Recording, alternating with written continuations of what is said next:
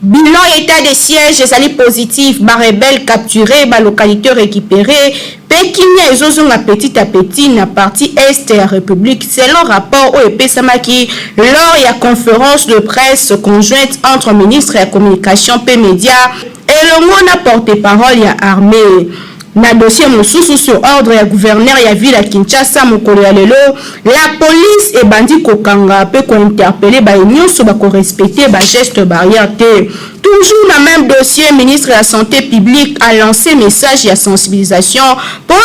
la population à se protéger contre la troisième vague de COVID-19 ou les aliments la deuxième et première vague. Ba détail ya ba élément oignon sur bokozo yango na kati ya édition na bisha mokonelo KNB News o nazali ne sengo ya ko présenter les bino.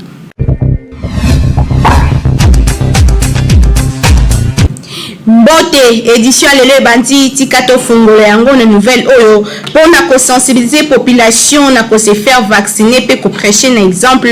candidat malheureux na présidentielle ya 2018 mwana mboka Martin Fayulu Madidi à se faire vacciner mokolo ya lelo na ville province ya Kinshasa et même ceux qui en reconnaître caractère o ezali bongo obligation te ko se faire vacciner kasi à sengi na population congolaise et se faire vacciner volontairement pour éviter que se faire protéger contre troisième vague ya COVID-19 tokozonga la bino mikolo ezali ko yapona ko pesa bino ba détail na o etali bongo vaccination tolobaji ngo les bandeli sur ordre ya gouverneur ya ville province ya Kinshasa Jean-Tiningo Bilambaka la police congolaise ekiteki na terrain mokolo lelo pona ko interpeller moto nyonso o ya kobo ya ko respecter ba geste barrière notamment port ya ba masque topé cache nene to benga kango na ville province ya Kinshasa Nathan Siata apesi biso ba détail. Sur demande du gouverneur de la ville de Kinshasa, Jean-Tiningo Bilambaka, la police nationale congolaise a se déployé à la capitale jeudi 10 juin 2021 pour faire respecter les gestes barrières contre la pandémie à coronavirus. Ils allaient notamment veiller à port correct et obligatoire à masque na balier public. Ils allaient pour lutter contre la troisième vague de maladie au Kinshasa. Mercredi 9 juin, il s'agit d'une réunion moko élargie à commande sous la direction du commissaire provincial adjoint en charge de la police administrative, colonel Edi Mukuna. Les participants, par exemple, ordre du commissaire divisionnaire adjoint à la police de Kinshasa, général Silvano Kassongo. Ils allaient au travailler avec beaucoup de rigueur, mais dans respect, il y a des droits humains. Motonyon so oyo akobo ya kolata masque nae en public ou bien les sous akoboya observer distanciation sociale akokangama ndenge la police a insisté bien plus que agents de l'ordre ba se focaliser kakaté sur ba usager ya balabala ba commerce pe ba édifice mususu oyo ekoyamba bato ebele ekozala pe inspecter lisusu il faut kozala na ba lave main ba thermoflash na ba entrée pona ba prise ya ba température na ba esika nyonso oyo bato bazali c'est-à-dire ba boutique ba magasin ba wenze besika ya ndenge na ndenge oyo bato bazali kokota mingi il faut bozala na biloko wana soki te la police akokanga bino ezali depuis jeudi 3 juin elekike ministère de la santé hygiène et prévention officiellement a déclaré qu'il est survenu la troisième vague ya COVID-19 na République démocratique du Congo avec comme épicentre ville ya Kinshasa na bongo bazali ko benda congolais no somatoi à partir ya lelo masque obligatoire, gel hydroalcoolique na maboko, respecter distanciation, tant vous allez ko magasin na ba bus na banini yeba ko se protéger pour protéger pe baninga mususu. Soki ba zio na la police o lati masque te okokangama pe amende et yebani. Kinshasa et qui partout.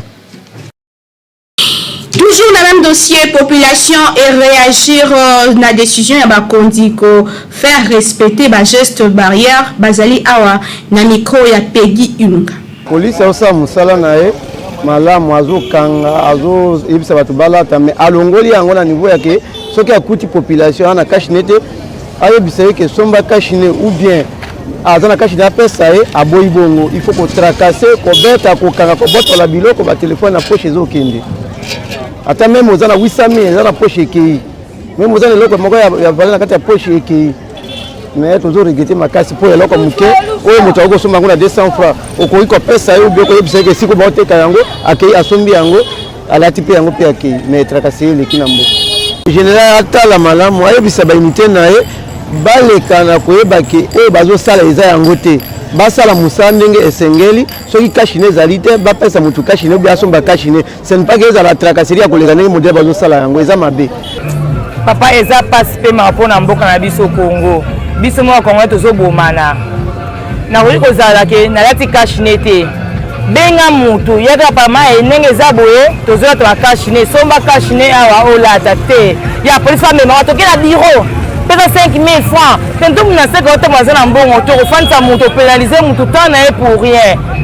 mpe bakopesa mutu conseil ke mama elata kashine tanto yangi nango na kati ya saki kaba imprudence ndenge ezalaka ya kobosana ekoma shida ya policier po policier akozwa mutu tokotoka mutu okosoka mutu abomi mutu okanisa soki mutu aseli soki eloko nini eza quand même bien te fo barespectaka biso bacongolais policier aza monguni ya bacongolais te eza mosala fo korespecte bandeko nao bacongolais zobona ke politesse nyonso ke mama esomba kashe nelata mais biso koba mvua kaka boye eloko koolobela mingi mpo na kashine na poids lourd bato baoleka te bato baopema te ntina mutuka baotya na baoloba donc sokolinake nani général kasongo babiloko oyo bango baokanga bato na poids lourd mpo na kashine mbongo wana ekenda awapi na mutu akoza na kati ya mutuka wana kashine alande mutu ti na kati ya mutuka akitisi ye mpo na kashine ezalaka te bato oyebisa mo général ke wi mosala ezosala mabe te na poids lourd mpo na bautjana faut koyeba nde kosuivre bango mpo nde totambola bien te so oza na kashine te na poids lourd oleka te donc atoza likolo ya moto atoza na kati ya mutuka fo bakanga yo soki amandi wana baosenga 100 000 baokanga baosenga amandi ya 100 000 likolo ya kashine ezali mpo ezali mondialement moto oza respecter barrière moto a respecter barrière c'est-à-dire quoi a respecter COVID-19 mpo na santé na ye a protéger santé na ye donc eza mabe te eza mpo na moto nyonso aretene banone gouvernement bazoseka bapolisier baosala bena mosala malamu parce que baocontrôle motu tout kashine na ye trakaseri en tout cas vene eza te ke trakaseri babotolaki te eza te même nga moko tozwanga sa kashine tosololaki kaka bapesi nga kashine bon population baondima te malade ya libata na exemple ya baninga na Europe motu tu mpena azwa conscience ya korespecte mpena banorme ya maladi ezoboma trop tracasserie surtout omoni soko interpelle mutu mpo na kashine vomi oconseille biso ekende ko vague eza makasi kende somba kashine lata kokanga mutu te mpo apesa yo mbongo oso comprendre par rapport à vie sociale toomene lelo soko interpelle mutu policier omoni mutu ana kashine te benga ye oconseille mutu wana ozala sanse akesomba kashine na oyo toomona neti na babi yango na poids lourd ujana mamu baosala baujana na poids lourd bango bakomisi kashine cope na bango nayebi te bambongo babotola bato wana so ezokende na kese ya leta général kasongo alongola nano baujana na poids lourd tracasserie ya kashine bazodéborde bakocréer embouteillage na ndenge basakana te na poids lourd wana mituka nani ekotelema bloqué circulation eza te mpo bakangaka bato mpo na kashine na ngambo na ye ministre ya santé publique Dr Jean-Jacques Mungani apesi message ya sensibilisation pour na kosenga population congolaise mobimba se prévenir contre troisième vague ya COVID-19. Sika tomoni awawa à partir ya le 13 mai baka ekomi komata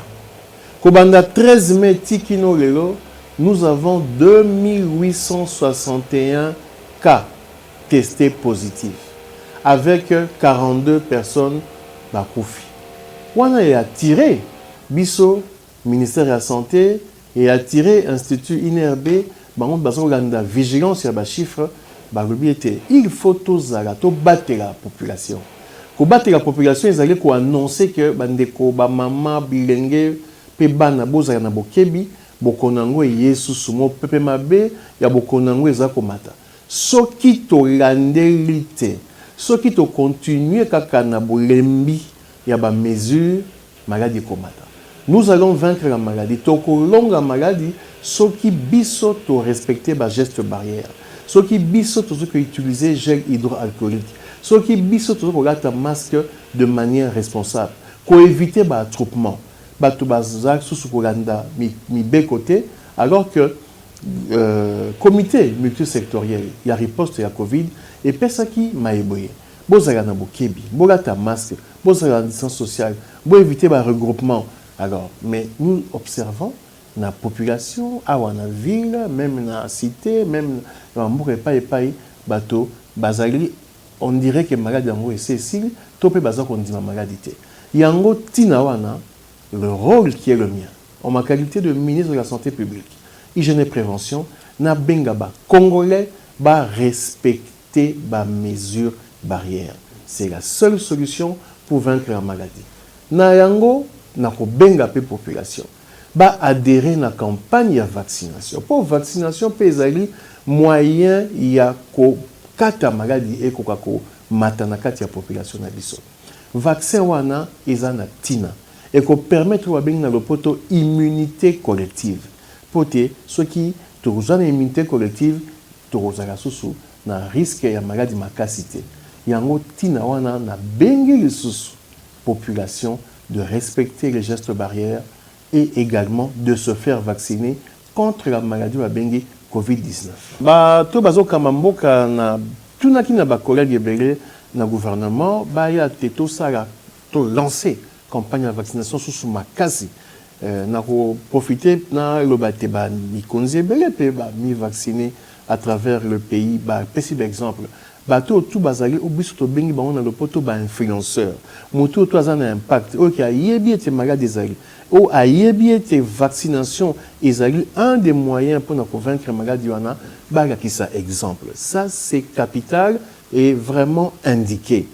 na minute to zana ba centre de vaccination o ya l'état nyonso na hôpitaux yebani ezali ofele au centre ezali public ya l'état vaccination ezali offert. Mais ce qui me regarde c'est qu'on continue mingi la sagesse va nous emmener à être au babengi na lopoto être plus coercitif toko kene na ba mesure moi makasi pour na ko diminuer fréquentation à bateau na ba activité toko lobaneti ba bar ba boîte de nuit pour na etali makambo ya kelasi et ko sengela to discuter sérieusement pour te monito ba na base en retard ya classe mingité et que ça la discussion moko na ba collègue na mokonzi ya gouvernement potoye bandenge to ça mais o ezali certain c'est que ce qui maladie ezo kende ndenge to mona vague et ko sengela tozwa ba mesure pour na ko empêcher ba regroupement bateau et belé oyo et ko diminuer ce qui to diminuer ba regroupement bateau to ko diminuer pe bokono ya COVID-19 na kati ya mboka Congo. Donc il y a dossier Mosusu, ministre de la communication, P média et l'on a porte-parole, il y a armé Basali point de presse mercredi 9 juin puis Basala Kibongo bilan, il y a état de siège au Ezaliko Salema na province ya Nord qui vous paye touré un mois après ni Salami Penza Kunabo sur des détails na image et commentaires. Au cours d'une conférence de presse où ils ont tenue conjointement entre ministre et la communication, porte-parole et gouvernement, Patrick Mouyayapé, armée congolaise, mercredi 9 juin à Kinshasa, porte-parole et gouvernement a révélé bilan et opération militaire menée dans Nord Kivu, où ta proclamation et état de siège. Selon général Léon Richard Kassongo, porte-parole et armée, au total, 35 miliciens ADF Bazalaki tués, Naba force armée à République démocratique du Congo, dans le secteur opérationnel Sokola 1, 35 Moussous Bazalaki neutralisés, dont 17 étrangers, 5 leaders ADF Bazalaki capturés, et 70 collaborateurs appréhendés dans la population. Dans le secteur opérationnel Sokola 2,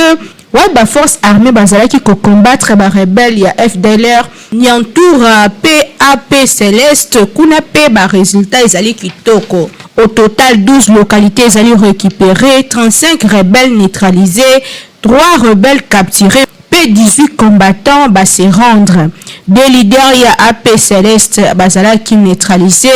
et le bal qui porte-parole ya armée Léon Richard Kasongako. Mosala état de siège ezali na bilan moko très positif pour nyonso ezali kosalema malamu. Lisusu porte-parole ya armée a annoncé qu'il conquête il y a plusieurs localités et territoires où ezalaki sous contrôle ya ba groupe armés locaux et étrangers, notamment localité ya Mandima, Makobu 1, Makabu Sud, Manove, pe bongo na bongo. Nangambu ya Ituri, au total 39 miliciens ADF bazalaki tués, 5 autres capturés, plusieurs armes récupérées par armée congolaise dans la province ya Ituri durant période au état de siège. Et c'est là que lisusu que armée congolaise a récupéré ba localité ebele ezalaki sous contrôle ya ba rebelle. Koyeba que armée ezali ko bunda butu pe moi ezali ko intensifier ba opération contre ba ADF Kodeko pe ba troupe nyonso ebundaka na ngambo wana. Pour na ye résultat oyo ememi lokola conséquence reprise ya ba activité socio-économique na partie est ya mboka na biso. Pour na ko rappeler, chef de l'État proclamaka état de siège na province Nord Kivu pe Ituri wuta le 6 mai dernier kasi lelo oyo. Un mois plus tard, mon salaire salami qui toko pe bilan et ezali vraiment positif. Pe mon salaire ezali ko continuer jusqu'à ce que paix durable et kozonga totalement na est la République démocratique du Congo. Kinshasa et l'équipe partout. Tout cas toujours na est la République démocratique du Congo wapi 10 corps sans vie ezalaki retrouvé na Maïmo ya précisément na Beni na Tonsiata apesi biso ba détail. Plus de 10 corps sans vie ezalaki encore découvert na journée ya lobby mercredi 9 juin 2021 à village Tchani ezali à une dizaine de kilomètres ya Maïmoa na groupement Batangi Mbao na territoire ya Beni na province ya Nord Kivu. Nicolas Kikuku bourgmestre ya Oisha nde azali ko indiquer yango na presse locale mokolo ya lelo jeudi 10 juin 2021 que ezali la plupart ba habitants ya Maïmoa Oisha pena bantité mususu oyo babomaki bango na ba combattant ADF oyo bazaki na circulation na partie ya région wana ya Beni. Tozalaki alerté na plusieurs sources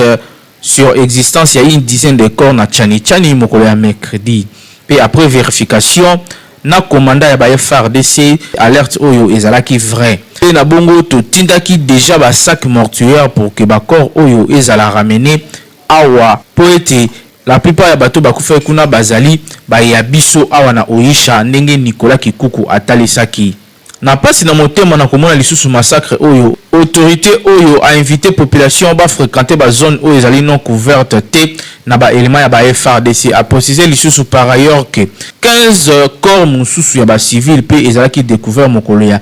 mardi pe ekundamaki déjà mokolo ya lobby mercredi 9 juin 2021 kaka na Oisha chef lieu ya territoire ya Beni. Pe ezalaki na sera émotion makasi ya population oyo bazalaki kolela bandeko na bango oyo bakufi na bongo bazali kosenga toujours na bakonzi par rapport à état de droit effectif ya ba soda ya FARDC et bakisama na ba entité oyo pour na permettre ete kimia et fanda pe population à vivre na toute quiétude. Kinshasa et l'équipe partout. Ndenge gouvernement elakaki boyeba que 260 déplacés à volcan Nyiragongo au bazalaki hébergé na site ya Kavumu bazongaki na Goma mercredi 9 juin tolanda ba détail epesami awa toujours na Natonsiata. 260 déplacés oyo bakimaki éruption volcanique ya Nyiragongo pe bazalaki hébergé na site ya Kavumu na territoire ya Kabare na sud Kivu ba regagner ville ya Goma mokolo ya lobi 9 juin 2021 bazalaki embarqué na bateau ya ba établissement Silumu. Cosmos Bichicha, ministre provincial ya affaires humanitaires devant presse ya port ya Bukavu a souligné que retour ya ba déplacé oyo ezalaki félicité na gouvernement provincial ya Sud Kivu pe azalaki renseigné que ba déplacé oyo ba regagner ville ya Goma avec assistance moko ya ba vivre pe ba non vivre notamment ba sac ya loso, ba sac ya farine, ba bidon ya huile végétale pe ba savon. Na kondimela ye ba déplacé mususu oyo bazali nanu na ba site ya Kavunu bango pe bakozonga tangu bako manifester besoin ya kozonga na ba ndaku na bango. Cosmos Bichis a souligné lisusu que retour ya ba déplacé oyo ezali prise en charge na gouvernement pe ezali concerner même ba oyo nyon surtout bazali na ba famille d'accueil. Et c'est qu'il faut rappeler que suite à l'éruption ya volcan Nyiragongo samedi 22 mai 2021, plusieurs habitants ya Goma se déplacaki vers Bukavu, Kaele, Idjwi pe même na Rwanda. Pour bazali ko kima corollaire ya éruption oyo tokanisa ke ba kondia mboka bazali ko mettre nyonso en œuvre pour na ko assister normalement bandeko oyo pe ba regagner bandako na bango na kimia nyonso. Kinshasa eleki partout. Toujours à la ville province à Kinshasa, wapi campagne pe audition ya ba candidat na poste ya premier vice-président na Sénat et Fongwami Lelo na palais du peuple Nathan Siata témoin événement. Vous avez la parole. Conformément à la calendrier électoral qui rendu public dans le rapporteur il y a Sénat campagne électorale pour l'élection il y a premier vice-président il y a chambre haute il y a parlement et démarré mon collègue le jeudi 10 juin 2021. Et cause à la question d'abord il y a simple formalité étant donné que candidature il y a moto moko kakande ezala qui retenu ezali oyo il y a sénateur il y a UDPS Mundé la Kankou et dit au-delà il y a vote il y a proposition il y a loi il y a Séni ba sénateur et resenga la bango lisusu au cours ya plénière ya jeudi oyo ba auditionner discours ya candidat et la bongo samedi nde ba sénateur bako élire remplaçant ya Sami Badibanga oyo wapi azalaki ancien premier vice-président ya Sénat. Pour un rappel, le boy que poste oyo ya vice-président ya Sénat et tikalaki vacant depuis plusieurs mois suite ya démission ya Sami Badibanga pour la raison oyo ezali inavoué ti mokole ya lelo. Kinshasa eleki partout. Vous avez la parole.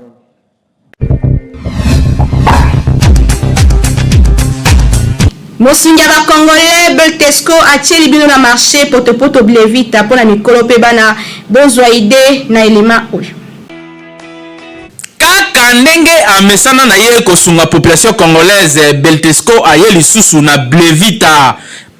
oyo ezali poto kitoko riche en protéines pe vitamines sachet moko kaka ya pamba ya blevita eza na essentiel ya ba éléments nutritifs nécessaires pour le développement pe kokola kitoko ya mwana na yo yoka. Blevita oyo eza mélange ya 4 types ya farine lokola farine ya masangu oyo ezali riche na ba nutriments ya énergie, farine de bleu riche na ba vitamine B1 pour le système nerveux, farine ya loso riche na fibre pour la digestion moko ya malamu, farine ya soja riche na oméga 3 pour le développement ya kitoko pe pour na cerveau ya mwana na yo na misu kobosa na te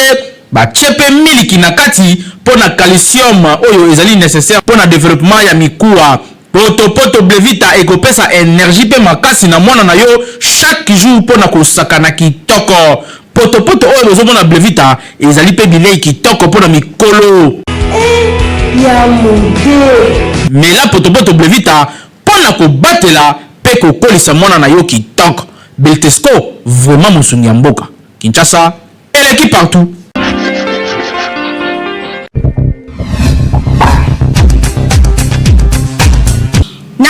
Bien-être le auto libino importance pe ba bien fait ya fruit auto benga mandarine et za kandenge nini pourquoi coller ango surtout na période où la saison sèche besoin idée na image pe commentaire oyo.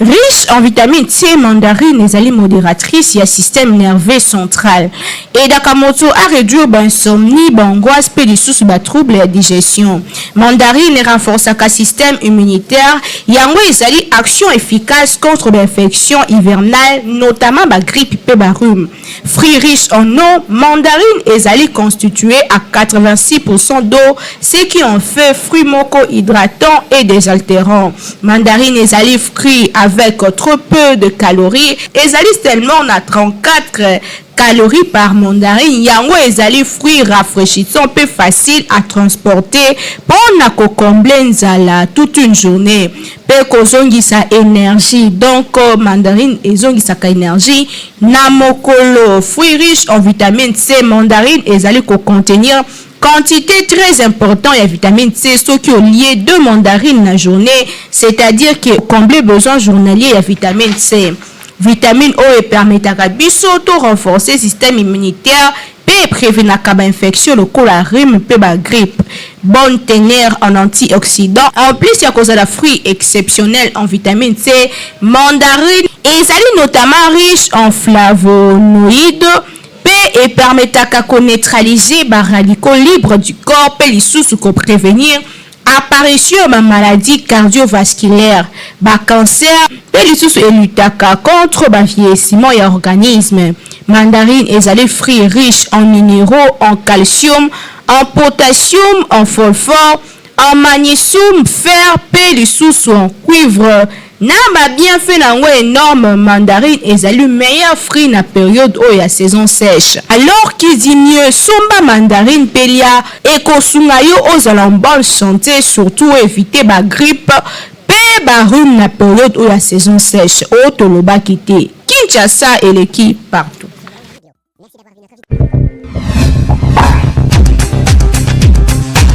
Tomesana kotuna bino mituna lelo motuna etuna maki kolobako pona nini mibali mususu balinga kozwa soin ya bana o basi na bango babota libanda te bona ndenge population kinoise bariachisaki na micro ya Hervé Zaka pe Merveille Momede. Ba papa soki obali mwasi oyo lingaka bala pe nyonso oyo eza ko appartenir na ye soki aza na bana abota na mobali mususu avant mariage na bino mibale zwa pe soin ya bana wana ekoede yo pona ko éviter ba rapport chaque jour toyebi ke mibali mingi bazalaka soki kaka aza lisusu ensemble na mwasi oyo babota na ye te okomona akomi koboya même kopesa mbongo po permettre na mama ya bana azwa soin na bango malamu. En tout cas, écrire comme le pe ba incompréhension. Siko na mwasi oyo yo honoré eza humiliation pe edina ka valeur. Na yango pona ko éviter nyonso wana, zwa soin ya bana wana poza na kimia. Na elingi koloba te ke soki papa ya bana wana azana ba moyen na ye, to pe volonté à kozwa soin ya bana na ye boboya. Il suffit juste que bozo ba disposition comment est-ce ka koki ko banda kotindela bango mbongo pe kozwa soin na bango. Na yango biso tokitaki sur terrain pe totunaki na population kinoise pona nini mibali misusu balingaka kozwa soin ya bana ya mwasi na ye oyo abota libanda te. Bon, et à rapport que peut-être rapport ya comportement mibali misusu comme on a bien comporté à cause ya zina yena na mwasi asangisi abukola bango normal. Aussi la bango surtout ya aussi la bana na ye pas aussi la pe bawana parce que ça ici bango yo ta comme si on va bana na ye ba mususu peut-être eza ba haine alinga te kusunga bato kusunga yango kuma keno o wana bana na ngati wana ya bana bato mususu nga ko bukola bango te pe ba ye bangate mais yana bana mususu ba roza ke papa na bukola nga bien aza reconnaissant même si pas bon dans la vie à cause de bino surtout na papa na yo asungi bino bon ezake ba mususu pe ko za ke non papa na sa kufa yo ko za mwasi na ye usangisi bango même si so bukola ka bango bien bukola ye malamu à cause de la peine ata lelo azivi aroye baka yo kelindi papa na c'est ça le problème. Mobali tango bozolinga na mwasi ya ko expliquer ya ko biso vie antérieure na vie passée na ye ay biso ki ngai na bota bana mibale to bana misatu mais tango yo siko mobali ulobi ke olinga ka mwasi wana iloko dine yo boya yo se komisa ke olinga bana wana te. Nous sommes les gens qui donc on est moi cité. Tantôt on a moi ça pas de rapport à intérêt mon gars. Oh, dans on est sur les gens au sotonaye. Pour nanga na conseiller mibali yo bazaka comportement batika eza mabe. Ko soko lili mwasi okutie na bana na ye automatiquement faut linga pe bana wana. Ko jamais olinga ka mwasi oboya bana wana donc eza mabe. Comme on lié sur le mwasi on a pas intérêt mon gars. Mibali yo basala bana ba comportement na faut batika ba changer. Batika comme bizaleli wana. Soko lili mwasi linga na bana oyo kutaki wana. Conseil na kopesa mibali oyo baza na ba comportement na yango wana c'est tout. Bon pour la loba mobali wana eza selon ye eza façon ya mutu na mutu ndenge a se comportaka eza avis ya mibali nyonso te neti nga personnellement amour oyo nzambe atie pa na nga envers moto oyo na approche na kutie na bana ekozala différent par rapport à moto mosusu moninga mobali mosusu toyokaka tomonaka moto azosala mingi mpona bana oyo aboti na mwasi me oyo mwasi ana ayaki na bango aosala au moins eza sikoyo selo comportement ya moto bon eloko na kosenga na bango babongola motema po mwana wana oyo mwasi wana ye na ye abotaki na moninga mobali ndenge kokobota na ye donc ifosangisa bango aza mwana na okolo ye lokoso olini mabado okolini mpe mwana soki aza kosaba oyo eza deja lisumu oyo ekokangela nzela mpo akomepa ya nzambe bandeko bapapa ntango olingi mwasi na yo linga mpe bana oyo aza na bango bana bazalaka lipamboli zwa soin na bango avec tout amour lokola bana oyo yo oboti bakozala na éducation na yo bakolinga yo makasi mpe bakanda koyokela yo bakoyede yo mpe un jour na vie ata badécouvrir ke oza père biologique na bango te affection wana ekokufa jamais ata nzambe ya likolo mpe akopambola yo. Kinshasa eleki partout.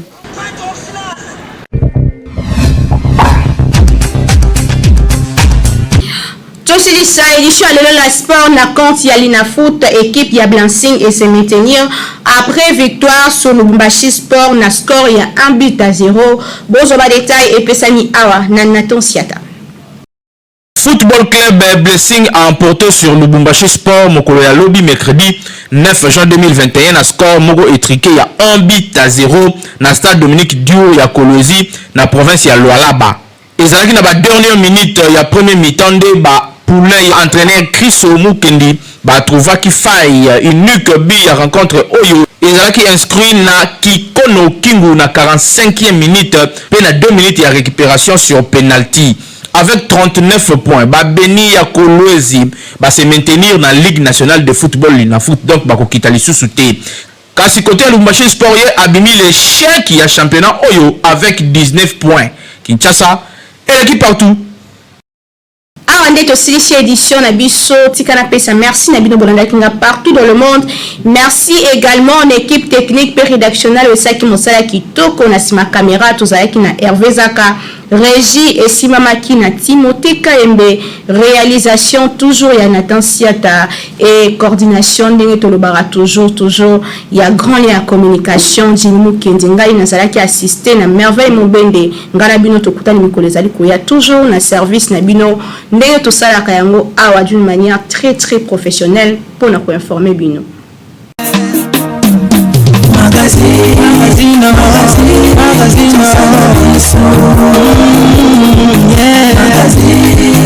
Magazine, Kinshasa na biso réalité ya bana ki réalité ya bana kino